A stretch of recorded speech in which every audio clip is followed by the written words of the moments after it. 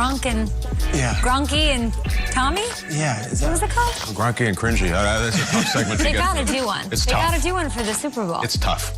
Oh, we've done cringier on the show. Of course we have. Okay. At GMFB, welcome to Good Morning Football, presented by Truist. That's right, Peter Schrager is back in the building. Everybody, Nate Burleson, Kyle Brandt, and myself, Kay Adams. How you doing, Nate? Or everybody? Good. Yeah, we're all doing good. Yeah. 11 days, you said? Yeah, Schrags, you ready to go? I'm ready to go. I just looked at the logos of Bucks, Chiefs, and so it's like a lot of red. It's a lot of cool. It feels tropical. I feel like we're turning the page, and it's Brady and Mahomes. Now let's dig into it for the next 10 days. Yeah. Let's go. Nice and tropical. We'll be here in New York. Yeah, exactly Talking about it. And the beauty. I mean, look at the beautiful shop behind you. New York looks gorgeous this morning. It's time for the lead block. Lead block. So here's what happened. We dug into the Week 12 matchup between the Bucks and the Chiefs yesterday on the show, and Bruce Arians weighed in this week on what that first game means for Super Bowl 55. Take a listen.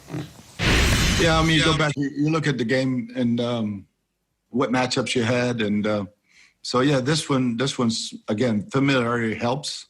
I'm not really excited playing Tyreek Hill and Kelsey and Mahomes. That's a formidable challenge, but our guys will be up for it. All right, no head coach or defensive coordinator looks forward to going up against those three, Mahomes, Hill, and Kelsey, probably the biggest challenge for this Bucks defense. What is the biggest challenge for the Chiefs, though, in Super Bowl 55, Schrags? I find this year so interesting because of, A, we know that it's not the typical Super Bowl, but also the Buccaneers are home.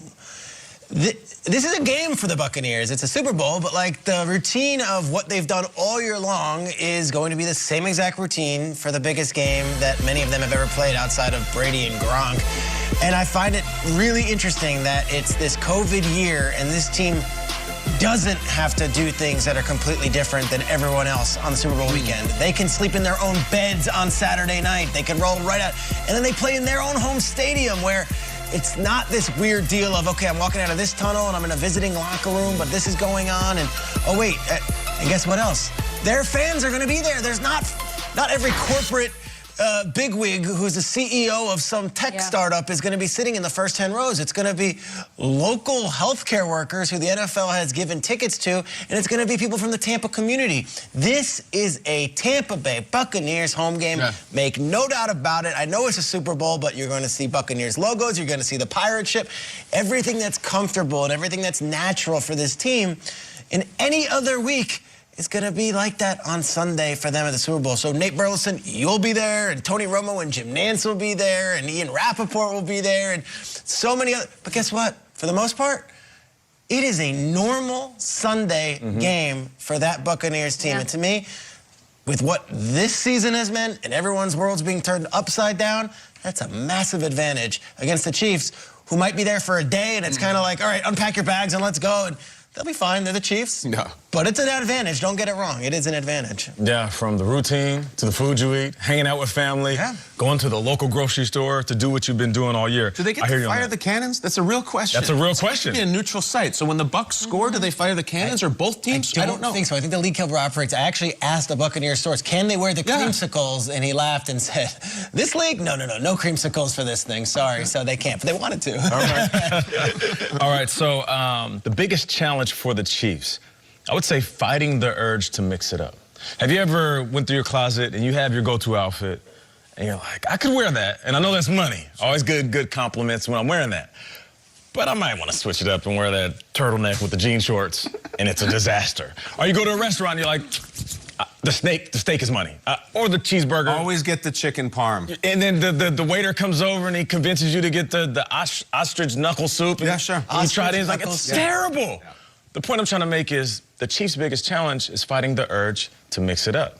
Sometimes you play a game and you think, all right, this is chess. So what is the opposing defense going to do? And if they're expecting the long shots, the deep shots, Tyreek Hill, Travis Kelsey, then maybe we should just do something a little bit different. Maybe we should really try to control the ground. We actually saw that this past weekend with the Buffalo Bills, right? A couple weeks ago, throwing the ball. And we're like, man, this is it. This is how you beat anybody in the league. Then they come out and they're running a lot. And we're like, this doesn't look like the team that we saw a couple of weeks ago. So for the Chiefs, just do what you do best. What do you do best? You take shots down the field because your pass catchers are the best in the business. Tyreek Hill's unstoppable. Man coverage, he'll beat anybody one-on-one. Zone coverage, he'll find a spot. Travis Kelce in between the hashes, he can do damage. And the host of players will complement the passing game. So for me, it's the Chiefs fighting the urge to mix. I do not want to watch the first 15, and it doesn't look like the Chiefs we've been watching all year. Because if they do that, the Bucs will take advantage, and they'll start slow. I'm not saying they can't win if they start slow, because we know they can. But just fight the urge. Just do what you do best. I don't know where to go here. We got creamsicles, and ostrich knuckle soup. I thought ostrich knuckle was something different, Nate. But is there any way I could just talk? I'll just go pure football here and what the Chiefs need to do. You're gonna get down there and you're gonna see this giant murals of Tom Brady and this very pretty man, this beautiful face. I think it's about the four uglies for Tampa Bay. I think it's about their defensive line. The four of these guys come into this game, I feel like an NWO group, and it's JPP, Sue, Vita, and Shaq. I mean, they even sound like them, and I feel like they just spray painted the Packers NWO logo across Aaron Rodgers' chest. They wrecked them. Yeah. They absolutely wrecked them. These four guys, it's maybe some of the best, most talented D-lines we've seen in the Super Bowl ever. I mean, these four guys are monsters, and the Chiefs' best two tackles will not be playing. You've seen it. They've been without one for months. They lost their last one last week, and I think it's unleashing hell for these four. I even have a nugget here that I'm going to give. If you're into the props or you want to just have a bold take or something, if you want to take a long shot on an MVP of this game, pick one of these D linemen. Pick Shaq Barrett, pick JPP. It's really rare to have a pure pass rusher with MVP. Von Miller did it. Randy White did it. Randy White back in the 70s was co-MVP. And Richard Dent on the 85 Bears. It's the only time in 54 years that a pure pass rusher has won MVP. But I think for the Bucs to win this game, I think it has to be 3 or 4 sacks. And I think with the tackles out, JPP, Sue, Vita, and Shaq, 4 absolute ogres up front. It's the pretty quarterback, but it's the ugly D lineman. That's Mahomes' biggest challenge, in my opinion. It is a really good point that Fisher and Schwartz, we don't know about Schwartz yet. Fisher sounds definitely. Like it, though. Reed made it sound like he's not. It seems unlikely. So you've got, this great offense, high-powered. They've been okay without Schwartz. Now you're without your 2 bookends. I know we're trying to find ways to pick it apart, but the 2 starting tackles are a pretty big deal. They're both. Even if they were in, those Bucs are. They made Rodgers uncomfortable the entire game. Rodgers didn't have Bakhtiari. They're now down these 2 tackles. So Schrags, talk to me about how important rest is for a quarterback, Patrick Mahomes, who was amazing out there, but was not 100%. Anybody watching could tell. He only had 5 rushing yards. Yeah. Part of his mobility helps offset what's going on with that pass rush. Yeah, and there was no designed runs. Usually they have a couple designed where they're going to do a little read option, and he picks up. So it was like, let's protect him in a way we can and keep him in a bubble. They put up 38 points, but Mahomes needs another, 10 days now to get that ankle ready or whatever it is that's wrong with him, his big toe on his left foot. Yeah, at GMFB with your answer. I thought you were talking Brady Mahomes there. You threw me off completely. I think we'll do that soon. Okay. Later in the great. Let's bring in Ian Rappaport, our NFL Network insider here. There's been a lot of talk about Aaron Rodgers' future with the Packers. Ian, what is the latest in Green Bay? We all heard him on with Pat McAfee yesterday. Yeah, he talked after the game and really kind of opened the door a little bit. And, Rodgers scoffed on the Pat McAfee show about all the people speculating about his future.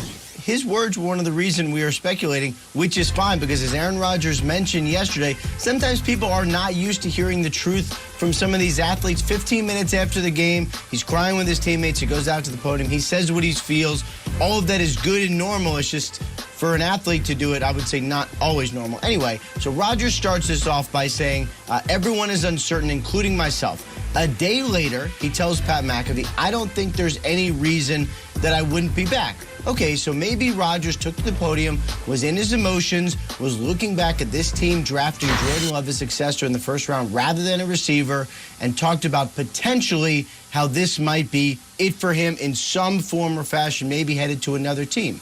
Well, it doesn't seem like that is going to be the case, especially when CEO Mark Murphy said, and we'd be idiots on local radio, this is what he said, to trade Aaron Rodgers. So what does this all mean? McAfee also asked Rodgers, is there a contract situation here? And Rodgers said, basically, I'm not going to just say, all right, goodbye, Green Bay, I'll talk to you during the season. There's a conversation to be had. Perhaps Rodgers wants to be tied to Green Bay a little further into the future. We'll be bringing you some of that sound, of course, from that interview yesterday with Aaron Rodgers. We also have Bud Dupree on the show today, Ian Rappaport, and we have Matt James, the Bachelor, on our program. He's got some interesting football ties, posts about the Dolphins, but he's a Carolina guy. Lots of questions for him.